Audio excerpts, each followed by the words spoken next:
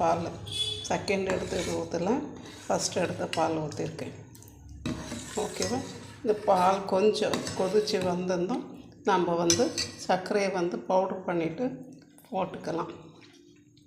இப்போ பாருங்கள், இந்த நுங்கு வந்து நான் நல்லா அந்த தோலை ஃபுல்லாக எடுத்துட்டு இதை வந்து பொடி பொடியாக கட் பண்ணி போட்டிருக்கேன்.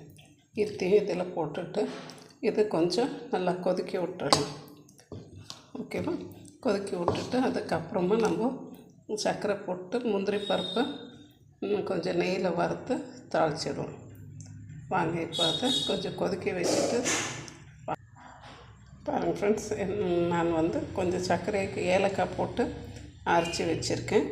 பின்ன வந்து முந்திரி பருப்பை நெய்யில் வறுத்து வச்சுக்கிட்டேன். இப்போ அந்த தேங்காய் பால் ஊற்றி இருக்கிறது ஒரு கொதி வந்திருந்தோம். நுங்கு வேகணுன்றது அவசியம் இல்லை, அதுவும் வந்து